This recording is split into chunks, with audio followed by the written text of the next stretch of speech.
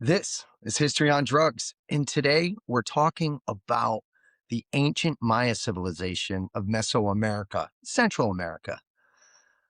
It's a complex society, and even like institutions argue about so many facts, or I guess they're not facts if they're arguing about it. So it's dynamic, it's complex. I try to break it down by just sifting through some of the debatable stuff to point out some of the obvious stuff. But when it comes to drugs, they really are the rock stars of ancient times. I think it's fair to say the Mayans used more substances than every group or civilization I've covered in 3 seasons so far. It is amazing. And just a sneak peek of the drug use, one of the things they did was anal chugging. Yeah, you heard it. Enemas with a sludgy substance in it. They would shoot it up the other person's ass. And they did that so they could get high AF as soon as possible. That's just crazy, but it's nothing. Wait till we go over the drugs and the rituals that they did around the drugs. All right, so let's do a quick broad stroke to just understand this complex group of people. I would think it's fair to say, where did they come from? They came from the Olmec, which was another civilization that existed, over 2000 BC. Past that, BCE, if you practice BC, past that period in southern Mesopotamia, in southern Mesoamerica, like maybe where Panama kind of is today, a little north of that. And it looks like the people kind of migrated out of that region for maybe they strained the resources for whatever. I haven't studied that civilization yet, just to see similarities. And some of the similarities are some customs, some spiritual stuff. They did more like smaller pyramid structures. And of course, some of the artifacts we find move into the Mayan culture. So the Mayan gets studied in 3 periods. There's just so much information and so complex. So it's the pre-classic period, and that's all the way up until about 200 AD or Common Era CE. But from 200 to the year 900, that's known as the Classic Mayan. And that's where we're going to focus a lot of our stuff on today. There's so much rich information there because they were a civilization that was so advanced when it came to having a written language, right? And leaving a message behind to pass on instructions and information, not just from the spiritual side on so many different topics. So we get a real nice list of evidence and artifacts to help tell the story of the classic period. And after that, in the 10th century to when the Spanish invasion came in, it's the post-classic, appropriately, period. And we're not going to get into that too much, and we'll just talk about maybe what happened to the Maya, because there's a lot of conspiracy theories about it for sure. So they were a farming society, squash, beans, and maize. I don't like to say maize, it's corn. In history talk, you got to say maize, but it's corn, squash, beans, and corn. They were great farmers, but as they migrated into the Yucatan Peninsula in Mexico and Guatemala area, it's surrounded by ocean. It's not filled with rivers. There's not a lot of fresh water there. So, excuse me, they have to get quite creative as a society to survive in this environment. And one of the advanced things they do is they establish a crop rotation because the soil in the rainforest area, I guess, is really thin and it's hard to farm there. So by rotating their core crops that I mentioned, it helps subsidize the soil and made it a lot more effective and stronger to produce great crops. And when they're getting rainfall, because it's the rainforest, everything could be bountiful. So they were able to establish some really, really beneficial trade networks with other city-states throughout Mesoamerica. They would live in like thatched mud houses and they would hunt just like you think of like a Mel Gibson movie. You picture They got a leaf covering their private parts and a spear, and they're going through the jungle, decorated a little bit, and that's what they were. They were a jungle tribe, essentially. But really quick, as they move into the classic period, they get very complex, like very advanced. In fact, when I'm doing this research and I was talking to somebody about it, I'm like, if they had just had more metal, access to more metal, and they could do things with the metal, they were so mentally advanced, they could have easily created gears and movement and machinery and possibly led into an industrial age. But they didn't. And they didn't have any tools or equipment, and they didn't even have domesticated animals. Everything they did was by the hands of men. When we talk about some of the elaborate structures and just their way of life, it's quite impressive. So in this classic period, they start building these magnificent cities, giant pyramids that would rival the pyramids in Egypt. And not as many conspiracy theories about these pyramids, but they were more of a step pyramid, but they were awesome. And they weren't built for tomb scenarios as if a lot of people think the Egyptian pyramids were. They did have halls and different rooms, and there's sacrifice rooms, and they built them over caves in some um, scenarios because part of their religious concepts are, they had like three realms of the universe. And they had over 160 deities. It was complicated, but to like a real broad stroke is they had like an upper realm, a middle realm, and the lower realm, which is accessible through water and caves. And that's what they would sacrifice a lot of people. And sacrifice was hugely important in their society. So they would, under these pyramids that they're discovering in the Yucatan, there's just giant caves. And the question is, were they small caves that they made bigger? And there's these water systems in there. And obviously they purposely built on that because they felt like when you were down in the cave, you were in the underworld. And then you were closer to the bad gods. But for some reason, they like to be down there. They like to sacrifice down there, maybe not to piss off the bad gods. But as they built these city states, they became so populated. And what happened, much like other civilizations around the world in, sort of this time period, a little earlier in some, everybody kind of comes to age at a different point in time. But instead of being like rural and tribal and moving around like nomadic, not quite caveman Neolithic nomadic, but they become sedentary. And when a society or civilization starts building cities and not having to travel around to chase food sources and supplies, something over time happens cognitively. They get into this cognitive place where now they have social gatherings and customs, and they're challenged by other people. And I'm not talking about war, I'm talking conversation. So the evolution of the cognitive age is fascinating, and why so many societies do stuff where you're like, oh, it must have been aliens. No, it's just that they began to think. And when they think, and the next generation thinks, and the next generation thinks, and they're challenged without industrial equipment or complex ways to, or easy ways to move rocks and trees and earth to build these structures, it really does something to the mind, and it opens up to the creativity the creativity option for society. So their spiritual stuff starts getting more creative, and their farming got more creative. So even in like the hilly areas of the Guatemala and the Yucatan, they were known for building these tiered gardens right up the side of the hill. I think of it when I hear that, I think of like Machu Picchu in Peru, but it wasn't as mountainous or rocky. These are just hills, just to maximize the available land for farming, that tiered farm system. To farm, even in the rainforest, it doesn't rain like we think. And there's no running rivers. They have to get water.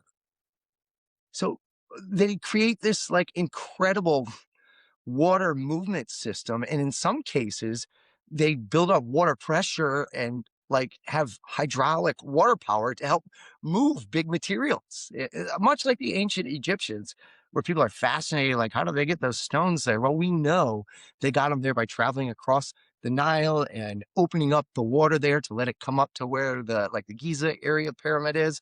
And they use the water to their benefit to move giant things. In some way, so did the Maya people.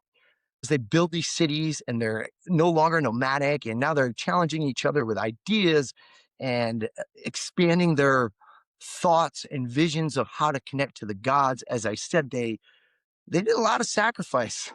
Like they killed a lot of young men and also women and children, but they didn't look at it as bad like we would.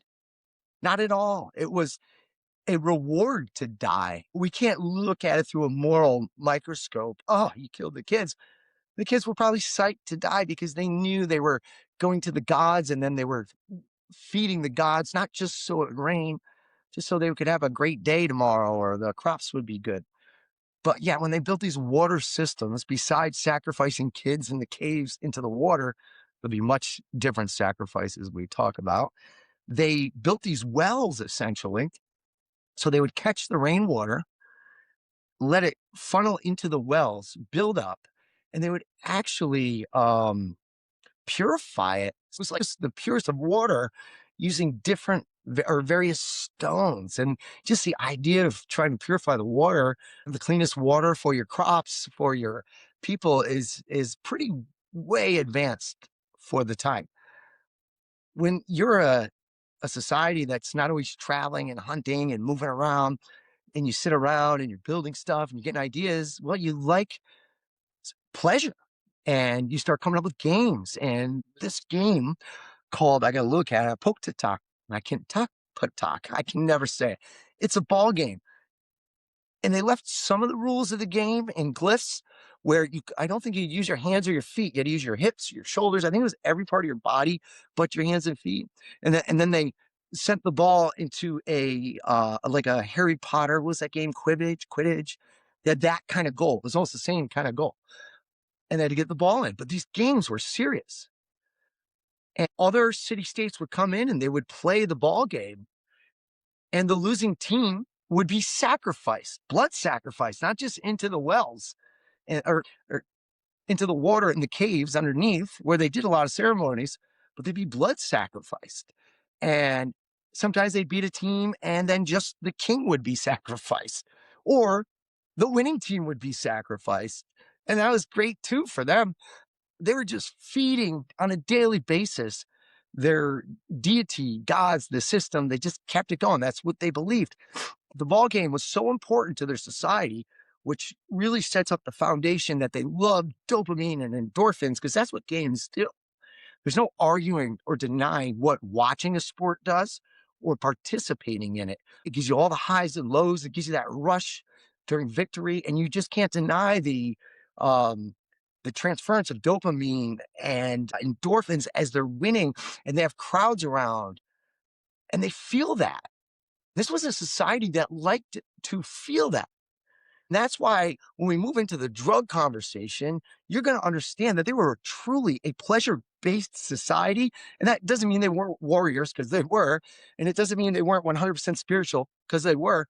But they also liked, want their cake and eat it too. This ball game, there was 500, there is that we found 500 ball stadiums in different city states like Takao or Kalakmul. 500 just on the peninsula. That is crazy. And that figure alone should show you how important feeling those feelings are. And that's not even it. We haven't found everything there. This story changes all the time, because some kid in his college dorm room studying anthropology will call the professor the next day and be like, hey, I just identified another city in the Yucatan that's Mayan using LiDAR. If you just Google it, go on YouTube or documentaries, or you research, every like 6 months, something new is found, which changes all the answers to the questions that are asked, but then proposes new questions. What does it do for population? What does it do for king structure and hierarchy? It's really hard to lock down the Mayans in that sense, but they ended up with like 10 to 15 million people on the Yucatan Peninsula, and they are lasting in the classic period for like 700-800 years. With that many people, these water systems could support that for farming, just for health, drinking, moving things, to survive in a jungle as a society and evolve at the pace they did. It challenges everything you think of when you think of tribal jungle societies, and look at them as like cavemen type people. No, they were so advanced. And because of that ability to be advanced and to think and to create and to sacrifice, they went crazy with the drugs. And I mean crazy. I've got to write them down. There are so many. This society used so many botanicals that get you high, or they're just poisonous. And if you don't die, you're high with a poison. That we only know like 8 or 10 of them. They're going to discover more. This discussion, plus what we talked about with the ball game, should really outline that this society pleasure was so important to them, and it does not get discussed enough or properly by institutions or archaeologists or researchers because they dismiss this kind of stuff. I don't know how you can, when you just know that one piece of information, that there's 500 stadiums for ball playing that we found, and there's 10 million people. They love it. They love it. And at the games with the sacrifice and the ceremony, they're doing these drugs. So let's get into the drugs. This is serious. Let me take my caffeine drug. Some say I don't need anymore, but let's start off with the easy one. It's tobacco, but it's not like tobacco as you know it. Mm-mm. Don't think of it as a cigarette tobacco. I'm going to call it rustica because the rustica was at least 10 times more potent than our tobacco. Their delivery mechanism for it was in this giant blunt leaf wrap that would make Snoop Dogg jealous. Like, seriously. And the way they describe that they smoke it is they take giant hits off this giant blunt and they hold it in. And then they describe the dizziness and they see visions, but it's also a stimulant because of the nicotine. It's got psychoactive properties and it's a stimulant that gets you moving and visions. Just that alone is a pretty crazy drug. This was something that just wasn't ceremonial. Evidence shows it was used in the rural areas and in the homes and all over the city and at the ball games. The casual use of this is a society that gets high. And if they get high on one thing, what you learn about the Mayans, they get high on a lot of things. They also use Jimson weed, which is seriously poisonous and you can die. But they knew how to do it just right so you didn't die. You just got woozy and dizzy and saw visions. They used mushrooms and they loved the psilocybin because of the psychedelic experience they would have. So they could see their serpent visions or take on the shape of a jaguar and pretend they're through the jungle or be entranced in their ceremonies. Now, I've watched anthropologists and others speak about this like, oh, there's no hard evidence. They've literally left behind many carvings, glyphs, and statues with animals with a mushroom coming out of their head. And then you have corresponding glyphs that show them like all effed up and ceremonial. So of course they did. Why wouldn't they? And this is the question I propose. I'll wait until the end of the drugs. And more botanicals, agave, bacche, morning glory seeds, which have LSA in it, which is like LSD. It's a psychedelic hallucinogenic that gives you 10 to 12-hour trips, but that wasn't enough. They mixed it with fermented bee honey. But these were no ordinary bees because the honey was also living on the morning glory seeds and other crazy botanicals so that it would add in to the administration of the hallucinogenic when they took it. They would also ferment the corn to make a strong whiskey, which is a lot of societies did. In the American Revolution, that's what the United States did. They started fermenting corn because there was a rum shortage. And it turned into a whiskey society, and it worked out pretty well for somebody drinking it. Let's talk about how they did it. We know they did it ritualistic because there's so much art depicting it.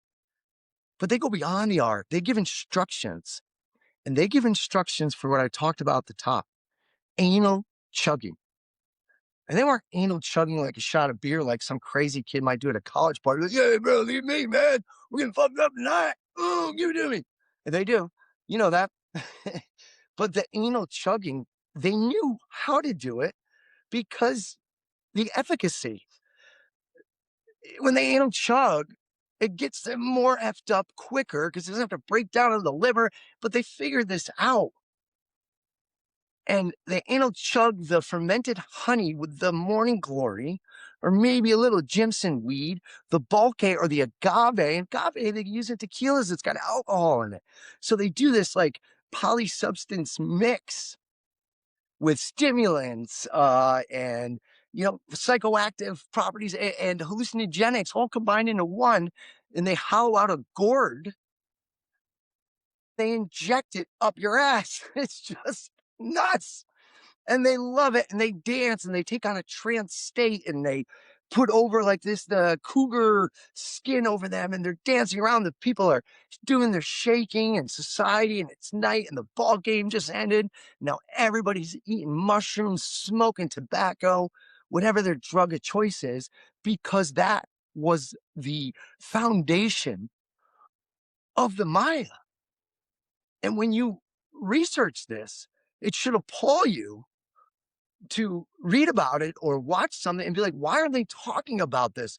They're dismissing it. Oh, well, ceremonially, yeah, it shows they did this thing I don't even want to say with their butts. Like, just say it. They did it. And they said they did it all the time, and they describe it and they show it. You got to remember, when we find evidence of ancient civilizations, out of all the things in their civilization, we find whatever we find must be important if there's more than one, right? It was just like, oh, there's one little special rock there. Well, maybe they didn't grow dolomite. You know what I'm saying? Like, but if it's depicted everywhere and written and in glyphs and stories and songs, then it's what they did. Stop denying it. Treat this stuff throughout history as if it's important, because it is. It shapes the creativity of a society. It also messes with the neurological, the pathways. When young people are participating in ceremonies or playing ball game or smoking the tobacco, we only knew like in this century that doing drugs f's up your brain pathways so much it stunts your brain growth in some way, and the pathways die. So your ability to think or to feel trauma or depression or anxiety, these things all rear their ugly head later on in life. So the kids remember that stuff unconsciously, and then they're no different than like a trauma addict in rehab today, where they need the substance, or they want it, or they seek it because they don't like what they're feeling. We don't look at society like that from the neuroscience perspective of using these types of drugs. And we talked about it in some other cultures, like it makes you do crazy things. And we could say they do crazy things because we're seeing them and reading about them. But the anal, like boofing, chugging anally, like that's nuts. That's an impulsive decision, and then very thought out, oppositely as of the delivery mechanism, how to engineer that and what to put in. So here's what I look at in these societies, particularly the Maya. If they are using any of these botanicals to get high, or tree barks, I didn't mention tree barks. They put that in the mugai with the bulke and the agave into the fermented honey. And that was another way. They had multiple barks they used to get high. So if they're using these, think about all the other trees out there in the jungle. They're using them all or trying them until they get poisonous and die. So they were a drug experimenting society too, because you don't figure out that one thing gets you high and then you put up your butt, get you higher quicker, unless you are trying it on every weed you find or every tree bark you find, or licking every toad you find or trade for, because they also lick the bufo toad, which is huge, has huge psychedelic properties, much like mescaline, to trip out. But other toads are poisonous and will kill you. Other weeds are poisonous and will kill you. This society was just so creative and ingenuitive, but experimental with drugs, that it's so important that they document it, they draw it, they celebrate it, they pay homage to it in statues.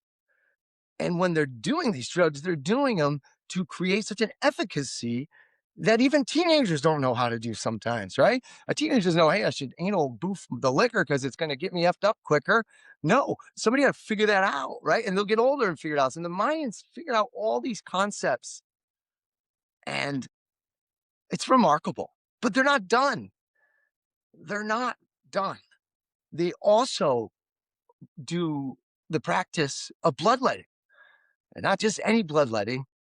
They sacrifice right in the pools or ponds underneath in the caves, but they also believe in giving blood to their gods daily, like every day. They need to just keep feeding them blood. It's in their spiritual beliefs. They might go to war, and they were very violent people, and you capture the king of another city state and bring him to sacrifice him. Or they might just bring in somebody in their city and be like, hey, we're going to get you high tonight. Oh, you're already high on all these other things. Well, come on in. Here's what we're going to do. They take a stingray tail, and they slice your penis and let you bleed ridiculously into a bowl to collect the blood. Then you do these substances. But wait, but I screwed up there. Before that happens, you actually fast for days.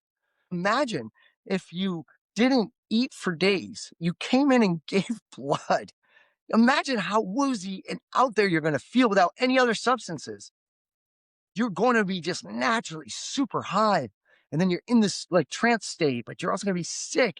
And then you go in and do the anal chugging with the fermented honey and the agave, or pulque, they would call it. And you're out of your mind. Not only that, you get sick and you vomit. And it was so important in their society that they would actually pick up the vomit, they'd put it in a pouch, you wear it around your neck. So you could go back out into the city and people would be like, oh, yeah, dude. Yeah, you did it, man. Hey, cheers to you. Like you were representing that you did it by wearing the puke around your neck. You're scarred up, you're bloody, but you didn't die.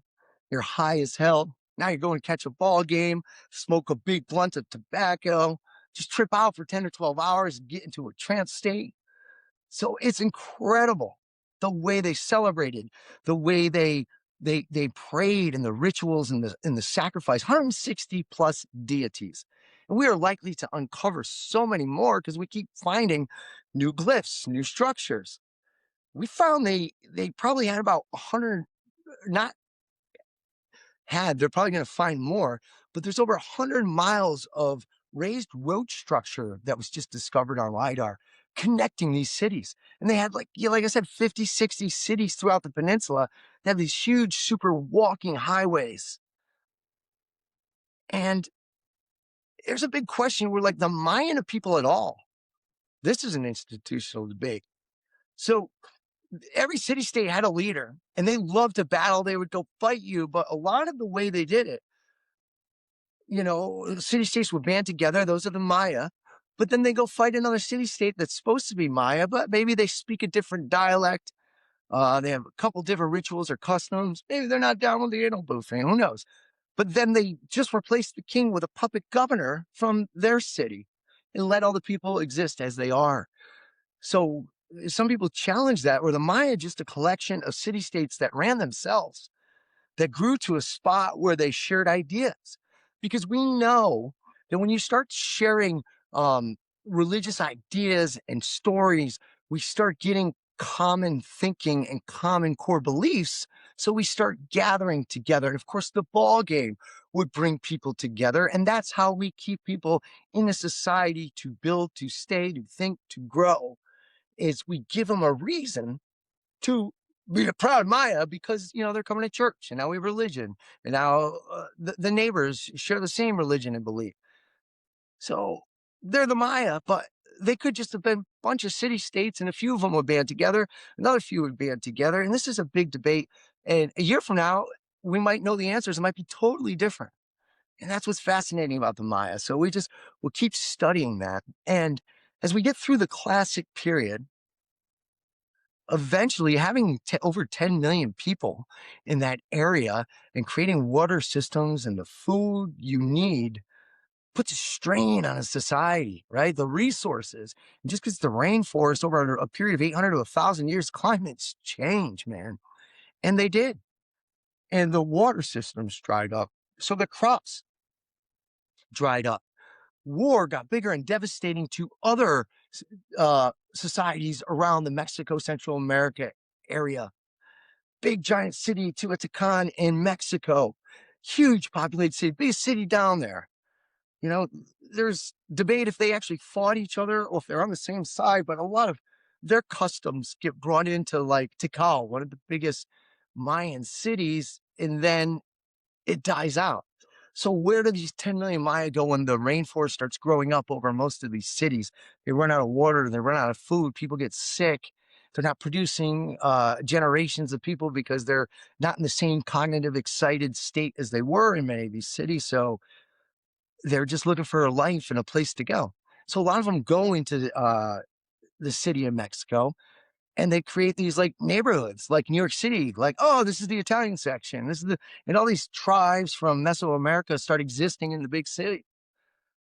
And then eventually they're gone. But some of the cities still existed for a few hundred more years as they were, not as plentiful, not as challenging or resourceful, but people stayed there. But the king structure disappears. And then the Spanish come in. And when they discover what we talked about today, they're like, whoa, man. They write and chronicle how high and drunk these dudes got all the time. Now, it benefited them to say negative things in the history of the Maya because they have to justify, coming over to take land for themselves. But they describe the things we're talking about. And they just kind of put that exclamation point on history that this is not just something to rush over in this when talking about the civilization of the Maya. It was fundamental, the use of drugs there. And I think there's so much more research, once again, to be done and then present it through the lens of that the drugs played a huge impact on the things they did, the way they acted, the thoughts they have, and maybe they played into the end of their civilization. Now, they were so smart with math. They created this math system that they created the Mayan calendar. Now, you might remember in 2012, I saw billboards where I am in Connecticut that the world was going to end.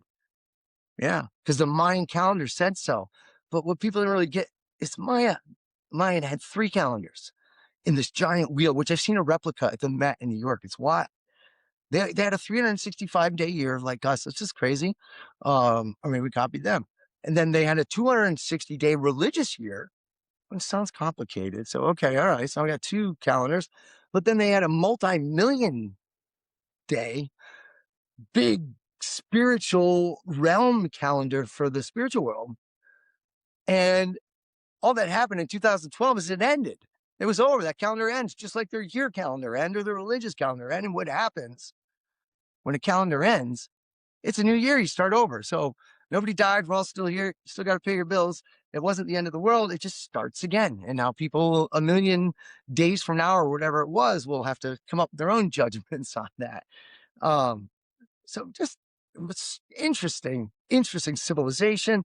The drug use is crazy. I implore you to just go and research some of the anal chugging stuff. Be careful with your Google search because, like, if you're at work or your family accesses it, it's going to look a little effed up, but it's interesting. I read this woman's research and she goes into the details, not just the alkaloids involved, the measurement, how they described it. They're very specific in some of the information they left behind to teach us about what they did. Now, that wasn't their intention. They're just trying to teach the next guy, like, here's how you safely anal chug.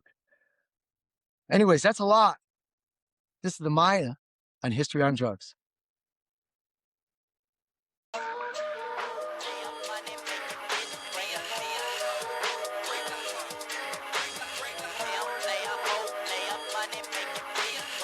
One,